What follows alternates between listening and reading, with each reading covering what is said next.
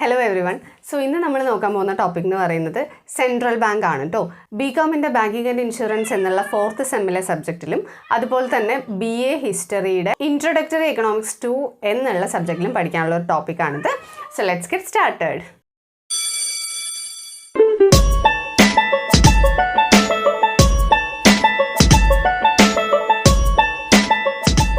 So central bank എന്ന് പറഞ്ഞു കഴിഞ്ഞാൽ എന്താണെന്നുള്ളത് നമുക്ക് എല്ലാവർക്കും അറിയാവുന്ന ഒരു കാര്യമാണ്. ബാങ്കുകളുടെ തന്നെ ബാങ്കായിട്ട് വരുന്ന ഒരു ബാങ്കാണ് ഇത് സെൻട്രൽ ബാങ്ക് എന്ന് പറയുന്നത്. അതായത് നമ്മുടെ രാജ്യത്തുള്ള എല്ലാ ബാങ്കിനെയും കൺട്രോൾ ചെയ്യാനും റെഗുലേറ്റ് ചെയ്യാനും ഒക്കെ വേണ്ടിയിട്ട് വന്നിട്ടുള്ള ബാങ്കാണ് ഇത് സെൻട്രൽ ബാങ്ക് എന്ന് പറയുന്നത്. നമ്മുടെ ഇന്ത്യയുടെ സെൻട്രൽ ബാങ്ക് എന്താണ്? RBI ആണ്. ഇത്രയും കാര്യങ്ങൾ നമുക്ക് എല്ലാവർക്കും അറിയുന്നതാണ്. സോ ഇതിനെക്കുറിച്ച് ഡീറ്റെയിൽഡ് ആയിട്ടാണ് നമുക്ക് ഈ ഒരു ടോപ്പിക്കിൽ നോക്കാനായിട്ടുള്ളത്. സോ RBIയുടെ മെയിൻ ആയിട്ടുള്ള ഡ്യൂട്ടി എന്ന് പറയുന്നത് കറൻസി ഒക്കെ പ്രിന്റ് ചെയ്യുക, അതിൻ്റെ സർക്കുലേഷനൊക്കെ റെഗുലേറ്റ് ചെയ്യുക, മണി സപ്ലൈ ഒക്കെ റെഗുലേറ്റ് ചെയ്യുക, അങ്ങനെയുള്ള കുറേ കാര്യങ്ങളൊക്കെയാണ് മെയിനായിട്ട് സെൻട്രൽ ബാങ്കുകൾ ചെയ്യാറുള്ളത്. സോ സെൻട്രൽ ബാങ്കിൻ്റെ ഒരു ഡെഫിനീഷൻ ACL ഡേ പറഞ്ഞതനുസരിച്ച് an institution to help control and stabilize the monetary and banking system. അതിനെയാണ് നമ്മൾ എന്ത് പറയുക? ഒരു സെൻട്രൽ ബാങ്ക് എന്ന് പറയുക. അതായത് നമ്മളുടെ മോണിറ്ററി സിസ്റ്റത്തിനെയും ബാങ്കിങ് സിസ്റ്റത്തിനെയും എല്ലാം ഹെൽപ്പ് ചെയ്യാനും കൺട്രോൾ ചെയ്യാനും സ്റ്റെബിലൈസ് ചെയ്യാനും വേണ്ടി വന്നിട്ടുള്ള ഒരു സിസ്റ്റത്തിനെയാണ് നമ്മൾ എന്ത് പറയുന്നത്? സെൻട്രൽ ബാങ്ക് എന്നുള്ളതുകൊണ്ട് ഉദ്ദേശിക്കുന്നത്. ഈ സെൻട്രൽ ബാങ്കിൻ്റെ മെയിൻ ആയിട്ടുള്ള എയിം എന്ന് പറയുന്നത് ഇക്കണോമിക് ഡെവലപ്മെൻ്റ് ആണ്, പ്രോഫിറ്റ് മേക്കിംഗ് അല്ല. നമ്മളുടെ സാധാരണ ബാങ്കുകൾ പോലെ പ്രോഫിറ്റ് മേക്കിംഗ് എന്നുള്ളതല്ല ഇതിൻ്റെ ഒബ്ജക്റ്റീവായിട്ട് വരുന്നത് അല്ലെങ്കിൽ ഗോളായിട്ട് വരുന്നത്. ഇതിൻ്റെ എയിം എന്ന് പറയുന്നത് ഇക്കണോമിക് ഡെവലപ്മെൻ്റ് ആണ്, അല്ലെങ്കിൽ എക്കണോമിക് വെൽഫെയർ ഇൻക്രീസ് ചെയ്യുക എന്നുള്ളതാണ്. ഹിൽട്ടൺ യങ് കമ്മീഷൻ്റെ റെക്കമെൻഡേഷനോട് കൂടിയിട്ടാണ് നമ്മുടെ സെൻട്രൽ ബാങ്ക് നമുക്ക് വരുന്നത്. 1934 അതിനുള്ള ആക്ട് പാസ്സാവുകയും 1935 അത് ഫംഗ്ഷൻ ചെയ്യാൻ സ്റ്റാർട്ട് ചെയ്യുകയും ചെയ്യുന്നു. ഒരു പ്രൈവറ്റ് ബാങ്കിനെ കൺവേർട്ട് ചെയ്തിട്ടാണ് നമ്മൾ ആദ്യം ഒരു സെൻട്രൽ ബാങ്ക് ആക്കി മാറ്റുന്നത്. അതിനുശേഷമാണ് അതിൻ്റെ നാഷണലൈസേഷനും കാര്യങ്ങളും എല്ലാം നടക്കുന്നത്. ഈ നാഷണലൈസേഷൻ വന്നതിന് ശേഷമാണ് ഇതിന് RBI, reserve bank of India എന്നുള്ള പേരൊക്കെ കൊടുക്കുന്നത്. സോ നമ്മൾ കഴിഞ്ഞ വീഡിയോയിൽ പറഞ്ഞിട്ടുണ്ടായിരുന്നു എന്താണ് ഒരു കൊമേഴ്ഷ്യൽ ബാങ്ക്, എന്താണ് കൊമേഴ്ഷ്യൽ ബാങ്കിൻ്റെ ഫംഗ്ഷൻ എന്നായിരുന്നു. ഇവിടെ നമ്മൾ നോക്കുന്നത് RBIയും അതിൻ്റെ ഫംഗ്ഷനും കാര്യങ്ങളൊക്കെയാണ്. അപ്പോൾ കൊമേഴ്ഷ്യൽ ബാങ്കും RBIയും തമ്മിലുള്ള ഡിഫറൻസ് എന്തൊക്കെയാണെന്ന് നോക്കിയാലോ. സോ ഈ ഡിഫറൻസിൽ ഫസ്റ്റ് പോയിന്റ് എന്ന് പറയുന്നത് RBIക്ക് കറൻസി ഇഷ്യൂ ചെയ്യാനുള്ള റൈറ്റ് ഉണ്ട്, കൊമേഴ്ഷ്യൽ ബാങ്കിന് എന്തില്ല? കറൻസികൾ ഇഷ്യൂ ചെയ്യാനുള്ള റൈറ്റ് ഇല്ല. ദെൻ സെക്കൻഡ് പോയിന്റ് എന്ന് പറയുന്നത് RBI ജനറൽ പബ്ലിക്കിനോട് ഡയറക്റ്റ്ലി ഡീൽ ചെയ്യില്ല. കൊമേഴ്ഷ്യൽ ബാങ്ക് ആരോട് ഡീൽ ചെയ്യും? ജനറൽ പബ്ലിക്കിനോട് ഡയറക്റ്റ്ലി ഡീൽ ചെയ്യും. ദെൻ മൂന്നാമത്തെ കാര്യം എന്ന് പറയുന്നത് RBIക്ക് മറ്റുള്ള ബാങ്കുകളെ കൺട്രോൾ ചെയ്യാനുള്ള റൈറ്റ് ഉണ്ട്. സാധാരണ ഒരു കൊമേഴ്ഷ്യൽ ബാങ്കിന് എന്തിനുള്ള റൈറ്റ് ഇല്ല? മറ്റൊരു കൊമേഴ്ഷ്യൽ ബാങ്കിനെ കൺട്രോൾ ചെയ്യാനുള്ള റൈറ്റ് ഇല്ല. RBI ആക്ട് ആണ് RBIനെ റെഗുലേറ്റ് ചെയ്യുന്നത്. ബാങ്കിങ് റെഗുലേഷൻ ആക്ട് ആണ് കൊമേഴ്ഷ്യൽ ബാങ്കുകളെ റെഗുലേറ്റ് ചെയ്യുന്നത്. RBI എന്ന് പറയുന്നത് ഇൻഡിപെൻഡൻ്റ് ആയിട്ടുള്ള ഒരു ബാങ്കാണ്. കൊമേഴ്ഷ്യൽ ബാങ്ക് എന്ന് പറയുന്നത് ഡിപ്പെൻഡൻ്റ് ആണ്. ഈ RBIയുടെ റൂൾസ് ആൻഡ് റെഗുലേഷൻസ് ഒക്കെ അനുസരിക്കുന്ന ബാങ്കുകളാണ് കൊമേഴ്ഷ്യൽ ബാങ്ക്സ് എന്ന് പറയുന്നത്. ദെൻ RBIക്ക് ഇൻട്രസ്റ്റ് റേറ്റ് ഫിക്സ് ചെയ്യാനുള്ള റൈറ്റ് ഉണ്ട്. കൊമേഴ്ഷ്യൽ ബാങ്കിന് എന്തില്ല? ഇൻട്രസ്റ്റ് റേറ്റുകൾ ഫിക്സ് ചെയ്യാനുള്ള റൈറ്റ് ഇല്ല. ദെൻ നെക്സ്റ്റ് പോയിന്റ് എന്ന് പറയുന്നത് RBIക്ക് CRR മെയിൻറ്റെയിൻ ചെയ്യണം എന്നുള്ള നിർബന്ധമില്ല. ക്യാഷ് റിസർവ് റേഷ്യോ അത് മെയിൻറ്റെയിൻ ചെയ്യണം എന്നുള്ള നിർബന്ധമില്ല. പക്ഷേ കൊമേഴ്ഷ്യൽ ബാങ്കിന് എന്ത് നിർബന്ധമാണ്? CRR മെയിൻറ്റെയിൻ ചെയ്യണം എന്നുള്ളത് നിർബന്ധമാണ്. Then rules and regulations formulate ചെയ്യുന്നത് RBI ആണ്, അത് ഒബേ ചെയ്യുന്നത് ആരാണ്? കൊമേഴ്ഷ്യൽ ബാങ്ക് ആണ്. ദെൻ RBIക്ക് ഫോറിൻ എക്സ്ചേഞ്ച് ഡീലിങ്സിലൊക്കെ ഇടപെടാനുള്ള റൈറ്റ് ഉണ്ട്. കൊമേഴ്ഷ്യൽ ബാങ്കിന് RBIയുടെ പെർമിഷനോടുകൂടി മാത്രമേ എന്ത് ചെയ്യാൻ പറ്റുള്ളൂ? ഈ ഒരു ഫോറിൻ എക്സ്ചേഞ്ചിലൊക്കെ ഡീൽ ചെയ്യാനായിട്ട് പറ്റുള്ളൂ. ദെൻ RBIയുടെ എയിം എന്ന് പറയുന്നത് എക്കണോമിക് ഡെവലപ്മെന്റ് ആണ്, കൊമേഴ്ഷ്യൽ ബാങ്കിൻ്റെ എന്ന് പറയുന്നത് പ്രോഫിറ്റ് മേക്കിംഗ് ആണ്. ദെൻ RBIയുടെ ഒരു ഡ്യൂട്ടിയാണ് സ്റ്റാറ്റിസ്റ്റിക്കൽ ഡാറ്റ കളക്ഷൻ എന്ന് പറയുന്നത്. അങ്ങനെ ഒരു ഡ്യൂട്ടി കൊമേഴ്ഷ്യൽ ബാങ്കിന് ഇല്ല. ദെൻ നെക്സ്റ്റ് ആണ് RBI ക്ലിയറിംഗ് ഹൗസ് ആയിട്ട് ആക്ട് ചെയ്യാറുണ്ട്, കൊമേഴ്ഷ്യൽ ബാങ്കുകൾ ക്ലിയറിംഗ് ഹൗസ് ആയിട്ട് ആക്ട് ചെയ്യാറില്ല. ദെൻ RBIനെ ലെൻഡർ ഓഫ് ലാസ്റ്റ് റിസോർട്ട് എന്നറിയപ്പെടാറുണ്ട്. അതായത് അവസാന കൈയായിട്ട് നമുക്ക് ഡിപ്പെൻഡ് ചെയ്യാൻ പറ്റുന്ന ഒരു പേഴ്സൺ എന്നുള്ള രീതിക്ക് അറിയപ്പെടാറുണ്ട്. കൊമേഴ്ഷ്യൽ ബാങ്ക് അങ്ങനെയൊന്നും ആക്ട് ചെയ്യാറില്ല. സോ ഇത്രയുമാണ് കൊമേഴ്ഷ്യൽ ബാങ്കിൻ്റെയും RBIൻ്റെയും ഡിഫറൻസ് എന്ന് പറയുന്നത്. സോ ഇപ്പോൾ തന്നെ എന്താണ് RBI അല്ലെങ്കിൽ എന്താണ് ഒരു സെൻട്രൽ ബാങ്ക് എന്നുള്ളതിനെക്കുറിച്ച് ഒരു ധാരണ നമുക്ക് കിട്ടിയിട്ടുണ്ടായിരിക്കും അല്ലേ. അത്യാവശ്യം കറൻസികളൊക്കെ പ്രിന്റ് ചെയ്യുന്ന, ബാക്കി ബാങ്കുകളെ എല്ലാം കൺട്രോൾ ചെയ്യുന്ന ഒരു ബാങ്കാണ് ഇത് RBI എന്ന് പറയുന്നത്. ദെൻ RBIയുടെ മാനേജ്മെൻറ്റ് എന്ന് പറയുന്നത് കുറേയധികം ആൾക്കാർ അല്ലെങ്കിൽ കുറേയധികം പോസ്റ്റുകൾ കൂടി ചേർന്നതാണ്. 21 directors, 1 governor, 3 deputy governors, 4 regional directors, various ഡിപ്പാർട്ട്മെൻറ്റുകളിൽ നിന്നായിട്ട് 10 ഡയറക്ടേഴ്സ്, ഫിനാൻഷ്യൽ ഡിപ്പാർട്ട്മെൻറ്റിൽ നിന്ന് 1 ഡയറക്ടർ, അങ്ങനെ കുറേയധികം പേഴ്സൺസിനെ ചേർന്നിട്ടുള്ളതാണ് RBIയുടെ മാനേജ്മെൻറ്റ് എന്ന് പറയുന്നത്. അപ്പോൾ എന്തൊക്കെയായിരിക്കും RBIയുടെ ക്യാരക്ടറിസ്റ്റിക്സ് അല്ലെങ്കിൽ ഒരു സെൻട്രൽ ബാങ്കിൻ്റെ ക്യാരക്ടറിസ്റ്റിക്സ് എന്ന് പറയുന്നത്? ആദ്യത്തെ കാര്യം എന്ന് പറഞ്ഞാൽ ഇതൊരു അപ്പെക്സ് ഇൻസ്റ്റിറ്റ്യൂഷനാണ്. അതായത് ഏറ്റവും ഹയർ ലെവലിൽ നിൽക്കുന്ന, ബാക്കിയുള്ള അതിൻ്റെ താഴെയുള്ള ബാങ്കുകളെല്ലാം കൺട്രോൾ ചെയ്യുന്ന ഒരു ഇൻസ്റ്റിറ്റ്യൂഷനാണ് ഇത് സെൻട്രൽ ബാങ്ക് എന്ന് പറയുന്നത്. രണ്ടാമത്തെ കാര്യമാണ് ഇതിൻ്റെ എയിം എന്ന് പറയുന്നത് പബ്ലിക് വെൽഫെയർ ആണ് എന്നുള്ളത്. പ്രോഫിറ്റ് മേക്കിംഗ് അല്ല, പബ്ലിക് വെൽഫെയറിന് വേണ്ടി വർക്ക് ചെയ്യുന്ന ഒരു ഇൻസ്റ്റിറ്റ്യൂഷനാണ് സെൻട്രൽ ബാങ്ക്. മൂന്നാമത്തെ കാര്യം എന്ന് പറയുന്നത് അതുകൊണ്ട് തന്നെ ഇതിന് പ്രോഫിറ്റ് മോട്ടീവ് ഇല്ല എന്നുള്ളതാണ്. എക്കണോമിക് ഡെവലപ്മെൻറ്റ് അല്ലെങ്കിൽ സോഷ്യൽ വെൽഫെയർ എന്നുള്ളതാണ് ഇതിൻ്റെ ഉദ്ദേശം എന്നുള്ളത് കൊണ്ട് തന്നെ പ്രത്യേകിച്ച് പ്രോഫിറ്റ് മോട്ടീവായിട്ട് വർക്ക് ചെയ്യുന്ന ഒരു ഓർഗനൈസേഷൻ അല്ല. ഇത് ഫുള്ളി ഓൺഡ് ബൈ ഗവൺമെൻറ് ആണ്. പ്രൈവറ്റ് അതോറിറ്റീസിനൊന്നും ഇവിടെ കൈകടത്താനായിട്ട് പറ്റില്ല. ഇക്കോണമിയെ കൺട്രോൾ ചെയ്യുക എന്നുള്ളത് ഇതിൻ്റെ ഒരു ഉദ്ദേശമാണ്, അല്ലെങ്കിൽ ഇതിൻ്റെ ഒരു ക്യാരക്ടറിസ്റ്റിക്സിൽ വരുന്നതാണ്. നമ്മളുടെ മോണിറ്ററി പോളിസികളെയും ബാക്കിയുള്ള കാര്യങ്ങളെയൊക്കെ കൺട്രോൾ ചെയ്യുക എന്നുള്ളത് ഇതിൻ്റെ ഒരു ഡ്യൂട്ടിയുടെ ഭാഗമായിട്ട് തന്നെ വരുന്നതാണ്. ക്രെഡിറ്റ് കൺട്രോൾ അങ്ങനെയുള്ള കാര്യങ്ങളെല്ലാം കൺട്രോൾ ചെയ്യേണ്ടത് RBIയുടെ ഉത്തരവാദിത്തമാണ്. Then wide range of powers ആണ് RBIക്ക് ഉള്ളത്. ദെൻ നെക്സ്റ്റ് ആണ് കോപ്പറേഷൻ വിത്ത് നാഷണൽ ഗവൺമെൻറ് എന്ന് പറയുന്നത്. അത് നാഷണൽ ഗവൺമെൻറ്റിൻ്റെ ഒരു കോപ്പറേഷനോട് കൂടിയിട്ട് നമ്മളുടെ രാജ്യത്തിൻ്റെ എല്ലാ ഇക്കണോമിക് രീതിയിലുള്ള കാര്യങ്ങളും നല്ല രീതിക്ക് കൊണ്ടുപോകുക എന്നുള്ളതാണ് RBIയുടെ ഉദ്ദേശം. ദെൻ നെക്സ്റ്റ് ആണ് പൊളിറ്റിക്കൽ ഇൻഫ്ലുവൻസ് ഒന്നും തന്നെ ഇല്ല എന്ന് പറയുന്നത്. അതായത് ഏത് പൊളിറ്റിക്കൽ പാർട്ടീസ് റൂളിൽ വരികയാണ് എന്നുണ്ടെങ്കിലും അവർക്ക് ഒരിക്കലും RBIനെ ഇൻഫ്ലുവൻസ് ചെയ്യാനായിട്ട് പറ്റില്ല. സോ RBI സെപ്പറേറ്റ് ആയിട്ട് വർക്ക് ചെയ്യുന്ന ഒരു കാര്യമാണ്. സോ ഇത്രയും RBIയുടെ ക്യാരക്ടറിസ്റ്റിക്സ് ആണ്. ദെൻ RBIക്ക് ഒരുപാട് ഡിപ്പാർട്ട്മെൻറ്റുകൾ ഉണ്ട്. കുറച്ച് ഡിപ്പാർട്ട്മെൻറ്റ്സ് ഏതൊക്കെയാണ് എന്നുള്ളത് നമുക്ക് നോക്കാം. ഇഷ്യൂ ഡിപ്പാർട്ട്മെൻറ്റ്, അതായത് ഈ നോട്ടുകളെല്ലാം കറൻസികളൊക്കെ പ്രിൻറ്റ് ചെയ്ത് ഇഷ്യൂ ചെയ്യുമല്ലോ, ആ ഡിപ്പാർട്ട്മെൻറ്റാണ് ഇഷ്യൂ ഡിപ്പാർട്ട്മെൻറ്റ് എന്ന് പറയുന്നത്.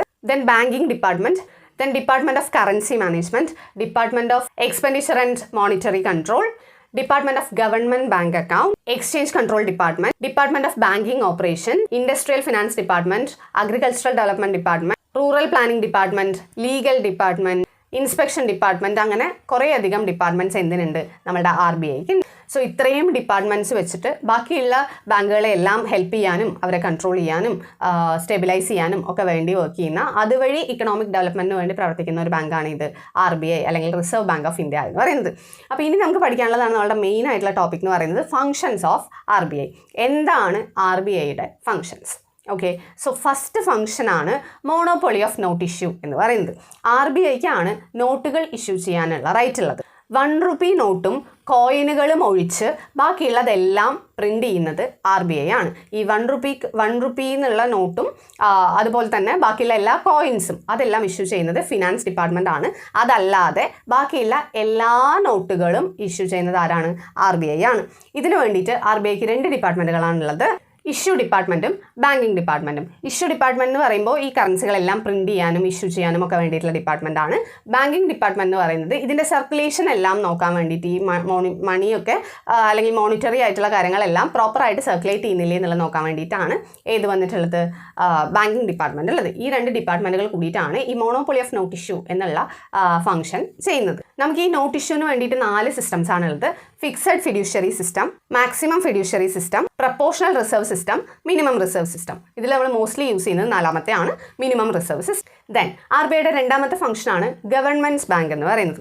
RBI ഗവൺമെൻറ്റിൻ്റെ ബാങ്കായിട്ട് വർക്ക് ചെയ്യും. സോ ഇങ്ങനെ RBI ഗവൺമെൻറ്റിൻ്റെ ബാങ്കായിട്ട് വർക്ക് ചെയ്യുന്നത് 3 രീതിയിലാണ്. As a banker, as an agent, as an adviser. Okay, so as a banker ആണ് RBI ഗവൺമെൻറ്റിൻ്റെ വർക്ക് ചെയ്യുന്നതെന്നുണ്ടെങ്കിൽ ഗവൺമെൻറ്റിന് വേണ്ടിയിട്ട് മണി കളക്ട് ചെയ്യുക, ഗവൺമെൻറ്റിന് വേണ്ടിയിട്ട് എന്തെങ്കിലും പേയ്മെൻറ്റുകൾ നടത്താനുണ്ട് എന്നുണ്ടെങ്കിൽ നടത്തുക, എക്സ്ചേഞ്ച് ഫെസിലിറ്റീസിൽ എന്തെങ്കിലും ഡീൽ ചെയ്യാനുണ്ടെന്നുണ്ടെങ്കിൽ ഫോറിൻ എക്സ്ചേഞ്ച് ഡീലിങ്സ് ഒക്കെ ഗവൺമെൻറ്റിന് വേണ്ടിയിട്ട് ചെയ്യുക, കറൻസി ചെസ്റ്റ് ക്രിയേറ്റ് ചെയ്യുക, അങ്ങനെയുള്ള കാര്യങ്ങളൊക്കെയാണ് RBI ഗവൺമെൻറ്റിൻ്റെ ബാങ്കറായിട്ട് നിന്നുകൊണ്ട് ചെയ്യാറുള്ളത്. ദെൻ ഗവൺമെൻറ്റിൻ്റെ ഏജന്റ് ആയിട്ടാണ് നിൽക്കുന്നതെന്നുണ്ടെങ്കിൽ ട്രഷറി ബില്ലുകളെല്ലാം സെല്ല് ചെയ്യുക, സെൻട്രൽ ആൻഡ് സ്റ്റേറ്റ് ഗവൺമെൻറ്റിൻ്റെ കോർഡിനേറ്റ് ചെയ്യാൻ വേണ്ടിയിട്ടുള്ള കാര്യങ്ങൾ ചെയ്യുക, ഗവൺമെൻറ്റിൻ്റെ പബ്ലിക് ഡെറ്റ് മാനേജ് ചെയ്യുക, അങ്ങനെയുള്ള കാര്യങ്ങളൊക്കെയാണ് എന്തായിട്ട് ചെയ്യുക? ഒരു ഏജൻ്റായിട്ട് ചെയ്യുക. ഇനി ഒരു അഡ്വൈസർ ആയിട്ടാണ് RBI നിൽക്കുന്നത് ഗവൺമെൻറ്റിൻ്റെ എന്നുണ്ടെങ്കിൽ ബഡ്ജറ്റ് പ്രിപ്പയർ ചെയ്യുന്ന സമയത്ത് അതിന് വേണ്ടിയിട്ട് ഹെൽപ്പ് ചെയ്യുക, 5 ഇയർ പ്ലാൻസ് ഒക്കെ ഫോർമുലേറ്റ് ചെയ്യുമ്പോൾ അതിന് വേണ്ടിയിട്ട് ഹെൽപ്പ് ചെയ്തിട്ടുണ്ടായിരുന്നു.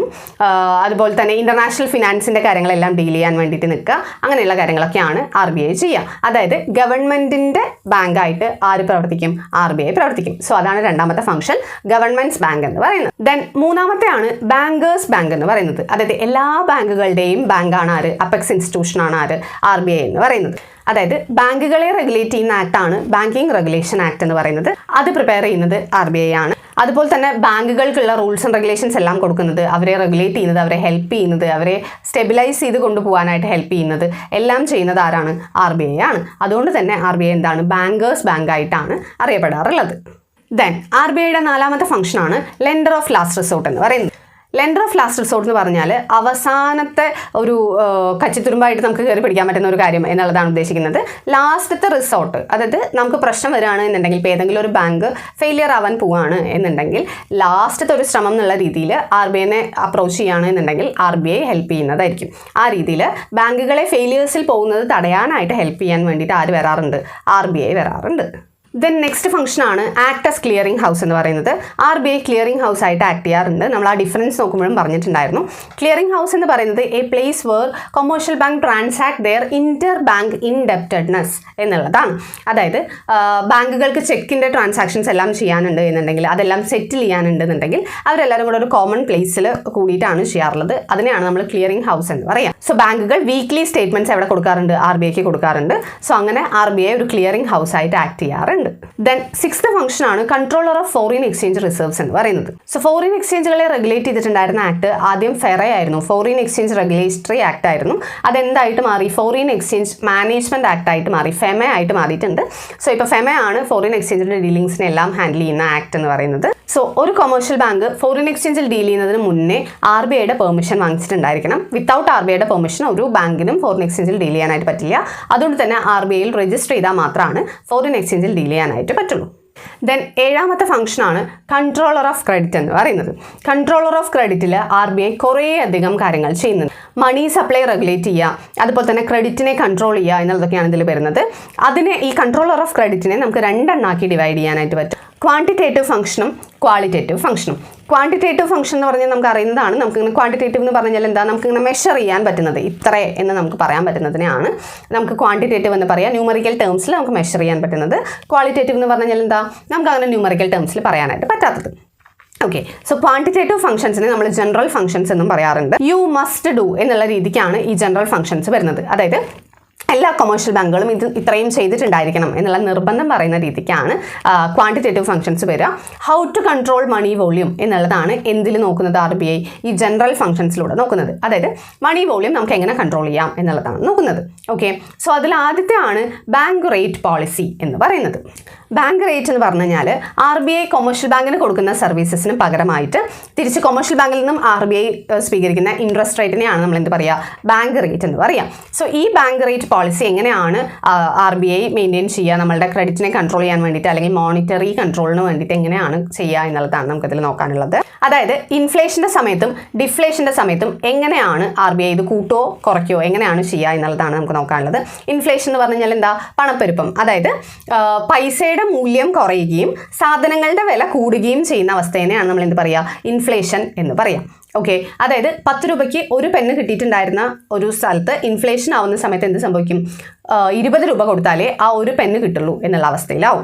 ഓക്കെ, അതായത് സാധനത്തിൻ്റെ വില എന്ത് ചെയ്തു? 10 രൂപയിൽ നിന്ന് 20 രൂപയായിട്ട് കൂടി. ഓക്കെ, സാധനങ്ങളുടെ വില കൂടുന്നു, പക്ഷെ പൈസയുടെ മൂല്യം എന്ത് ചെയ്യുന്നു? കുറയുന്നു. അതായത് മുമ്പ് 10 രൂപയുടെ വില ഉണ്ടായിരുന്നു, ഇപ്പോൾ 20 രൂപയ്ക്ക് ആ 10 രൂപയുടെ വിലയേ ഉള്ളൂ. കാരണം ഇപ്പോൾ 20 രൂപ കൊടുത്തു കഴിഞ്ഞാൽ അതേ ഒരു പെണ്ണല്ലേ നമുക്ക് കിട്ടുന്നുള്ളൂ. ഓക്കെ, സോ അതിൻ്റെ വാല്യൂ ഡിക്രീസ് ചെയ്യുന്നു എന്നുള്ളതാണ് വരിക. സോ ഇൻഫ്ലേഷൻ എന്ന് പറഞ്ഞാൽ മണി വാല്യൂ ഡിക്രീസ് ചെയ്യുകയും price of the commodities increase ചെയ്യുകയും ചെയ്യുന്ന സിറ്റുവേഷനെയാണ് നമ്മൾ ഇൻഫ്ലേഷൻ എന്ന് പറയുക. ഡിഫ്ലേഷൻ എന്ന് പറഞ്ഞാൽ ഇതിൻ്റെ നേരെ തിരിച്ചാണ് പണച്ചുരുക്കം എന്ന് പറയുന്നത്. സോ ഈ രണ്ട് സിറ്റുവേഷനിലും RBI ബാങ്ക് റേറ്റ് ഉപയോഗിച്ച് എങ്ങനെയാണ് ക്രെഡിറ്റ് കൺട്രോൾ ചെയ്യുക എന്നുള്ളതാണ് നമുക്ക് നോക്കാനുള്ളത്.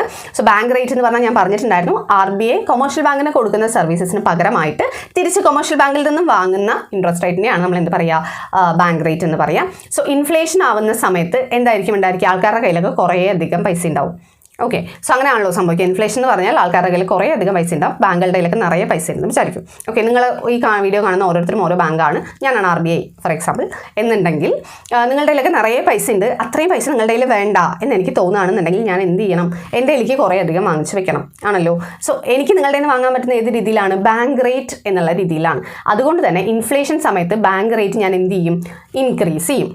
ഓക്കെ, ഞാൻ നിങ്ങളുടെ കയ്യിൽ നിന്ന് ഇപ്പോൾ മാസം 10 രൂപയാണ് വാങ്ങിച്ചുകൊണ്ടിരുന്നത് എന്നുണ്ടെങ്കിൽ നിങ്ങളുടെ കയ്യിലൊക്കെ നിറയെ പൈസ ഉണ്ട്, ആ പൈസ കൊണ്ട് എൻ്റെ കയ്യിലേക്ക് കൊണ്ടുവരണമെന്നുണ്ടെങ്കിൽ ഞാൻ എന്ത് ചെയ്യണം? അതൊരു 15 20 ഒക്കെ ആയിട്ട് കൂട്ടണം. അങ്ങനെ ആകുമ്പോൾ നിങ്ങൾ അത്രയും എനിക്ക് തരേണ്ടി വരും, നിങ്ങളുടെ കയ്യിലുള്ള എമൗണ്ട് കുറയും. ഓക്കെ, സോ അങ്ങനെ നമുക്ക് അതിനെ സ്റ്റെബിലൈസ് ചെയ്യാനായിട്ട് പറ്റും എന്നുള്ളത് കൊണ്ട് തന്നെ ഇൻഫ്ലേഷൻ സമയത്ത് ബാങ്ക് റേറ്റ് RBI ഇൻക്രീസ് ചെയ്യും.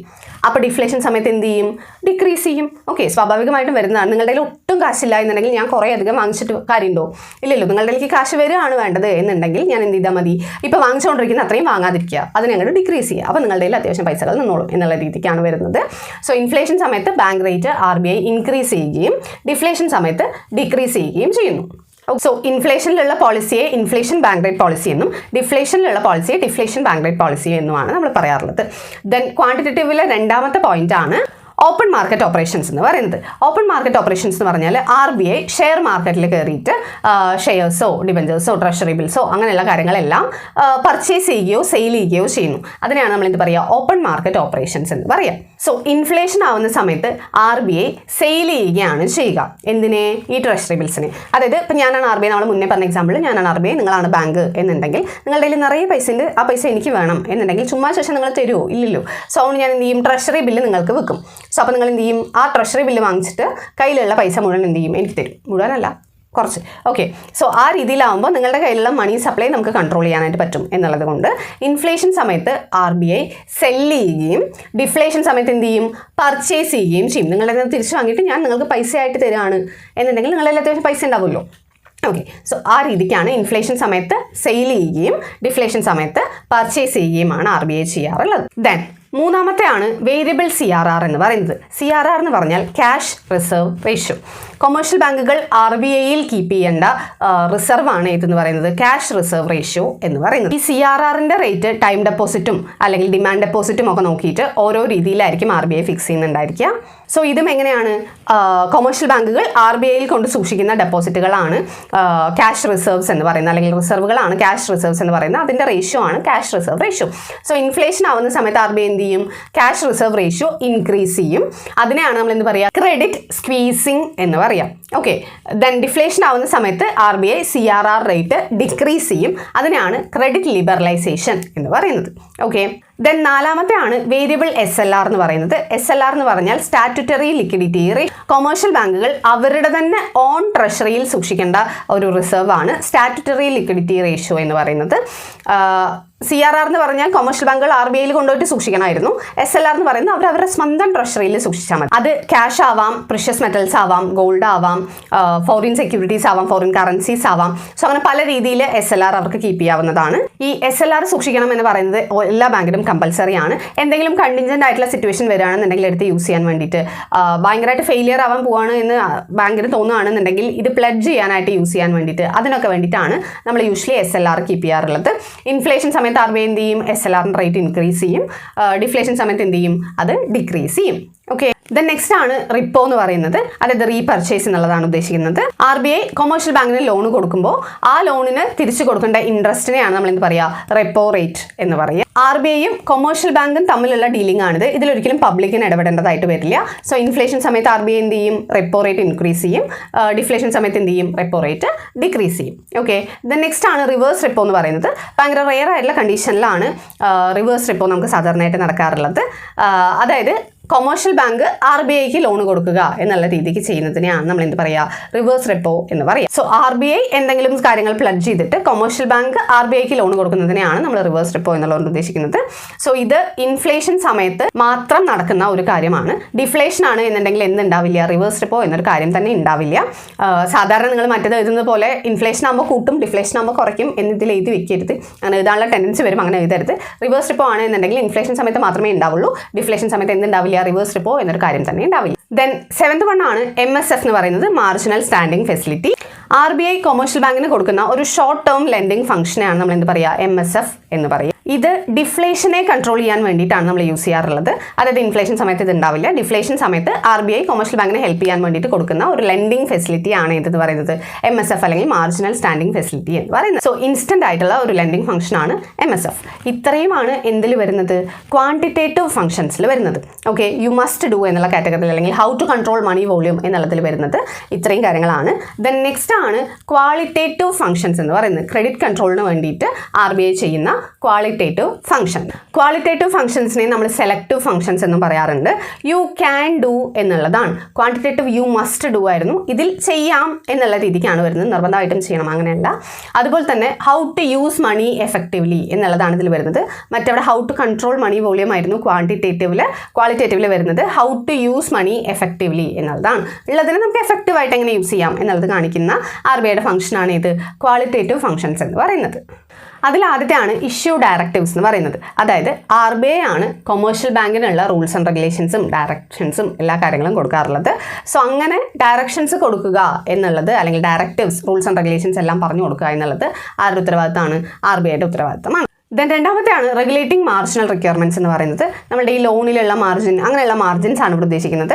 സോ ആ മാർജിൻസ് എല്ലാം ഡിസൈഡ് ചെയ്ത് പറയുന്നത് ആരാണ്?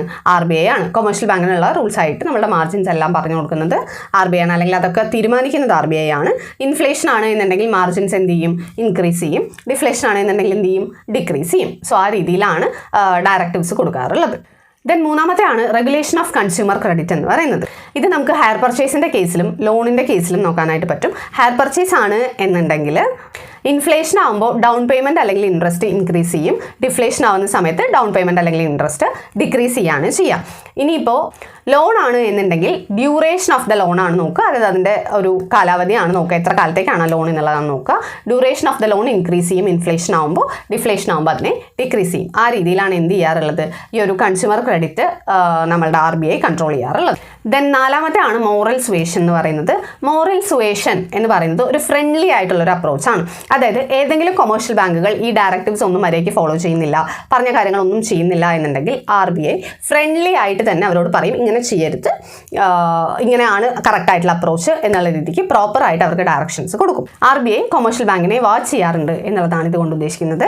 ദെൻ അടുത്ത ഫംഗ്ഷനാണ് ഡയറക്റ്റ് ആക്ഷൻ എന്ന് പറയുന്നത്. ഇങ്ങനെ ഫ്രണ്ട്ലി ആയിട്ട് പറഞ്ഞിട്ടും ആ ഒരു കൊമേഴ്ഷ്യൽ ബാങ്ക് അനുസരിക്കുന്നില്ല എന്നുണ്ടെങ്കിൽ ഡയറക്റ്റ് ആയിട്ടുള്ള ആക്ഷൻസ് ആയിരിക്കും പിന്നീട് ആരെടുക്കുന്നുണ്ടായിരിക്കുക? RBI എടുക്കുന്നുണ്ടായിരിക്കുക. സോ ഇതിൽ സ്ട്രിക്റ്റ് ആക്ഷൻസ് ആയിരിക്കും RBI എടുക്കുന്നുണ്ടായിരിക്കും. ദെൻ ലാസ്റ്റ് വൺ ആണ് ക്രെഡിറ്റ് റേഷനിങ് എന്ന് പറയുന്നത്. നമ്മൾ ഈ റേഷനിങ് എന്ന് പറഞ്ഞാൽ എന്താണ് മീനിങ്? റേഷൻ കട കേട്ടിട്ടുണ്ടാവുമല്ലോ. എന്ന് പറഞ്ഞാൽ എന്താണ് മീനിങ്? ഈ സാധനങ്ങളൊക്കെ നമുക്ക് കിട്ടുന്നത് കുറഞ്ഞ വിലയ്ക്ക് കിട്ടുന്നത് എന്നുള്ളതിലുപരി കറക്റ്റായിട്ടുള്ള അളവിൽ കിട്ടുന്നത്. റേഷൻ ചെയ്യുക എന്ന് പറഞ്ഞു കഴിഞ്ഞാൽ ഓരോരുത്തർക്കും ഇത്ര വെച്ച് കൊടുക്കണം എന്നുള്ളത് നമ്മൾ അളവ് പറയുക എന്നുള്ളതാണ് ഉദ്ദേശിക്കുന്നത്. സോ ഇവിടെ ക്രെഡിറ്റ് റേഷനിങ് എന്ന് പറഞ്ഞു കഴിഞ്ഞാൽ നമ്മൾ ആദ്യം ഫ്രണ്ട്ലി ആയിട്ട് പറഞ്ഞു മോറൽ സുവേഷനിൽ, അതിനുശേഷം നമ്മൾ ഡയറക്റ്റ് ആക്ഷൻ എടുത്തു, എന്നിട്ടും നേരായിട്ടില്ല കൊമേഴ്ഷ്യൽ ബാങ്ക് ഇപ്പോഴും തെറ്റായിട്ടുള്ള രീതിയിൽ തന്നെയാണ് ചെയ്യുന്നത്, അല്ലെങ്കിൽ റൂൾസ് ഒന്നും ഫോളോ ചെയ്യുന്നില്ല, അങ്ങനെയൊക്കെയാണ് എന്നുണ്ടെങ്കിൽ RBI എന്ത് ചെയ്യും? ക്രെഡിറ്റ് റേഷനിങ് ചെയ്യും. ഓക്കെ, അതായത് അവർക്ക് കൊടുക്കുന്ന ക്രെഡിറ്റിൻ്റെ അളവ് കുറയ്ക്കുക, അങ്ങനെയുള്ള പണിഷ്മെൻ്റ് ആയിട്ടുള്ള രീതിയിലെല്ലാം കാര്യങ്ങൾ ചെയ്യുക. ഓക്കെ, സോ ആദ്യം ഫ്രണ്ട്ലി ആയിട്ട് പറയും, എന്നാലും കേട്ടില്ല എന്നുണ്ടെങ്കിൽ ഡയറക്റ്റ് ആക്ഷൻ എടുക്കും, എന്നിട്ടും കേട്ടില്ല എന്നുണ്ടെങ്കിൽ എന്ത് ചെയ്യും? ക്രെഡിറ്റ് റേഷനിങ് ചെയ്യും. ഓക്കെ, സോ ഇത്രയും ഫംഗ്ഷൻസ് ആണ് എന്തിൽ വരുന്നത്? ക്വാളിറ്റേറ്റീവ് ഫംഗ്ഷൻസിൽ വരുന്നത്. സോ ഈ നമ്മൾ പഠിക്കുന്ന ക്വാണ്ടിറ്റേറ്റീവും ക്വാളിറ്റേറ്റീവും 7th പോയിന്റ് ആയിട്ടുള്ള ക്രെഡിറ്റ് കൺട്രോളിങ് എന്നുള്ള കാര്യത്തിൽ വരുന്നതാണ്. അതല്ലാതെയും നമ്മൾ മുന്നേ പഠിച്ചിട്ടുണ്ടായിരുന്നു ബാക്കിയുള്ള ഫംഗ്ഷൻസ് എന്തൊക്കെയാണെന്നുള്ളത്. സോ എല്ലാം മനസ്സിലായി എന്ന് വിചാരിക്കുന്നു. എന്തെങ്കിലും ഡൗട്ട് ഉണ്ടെന്നുണ്ടെങ്കിൽ കമൻറ്റ് ബോക്സിൽ ചോദിക്കാവുന്നതാണ്. So see you in our next video. മഹാലോ.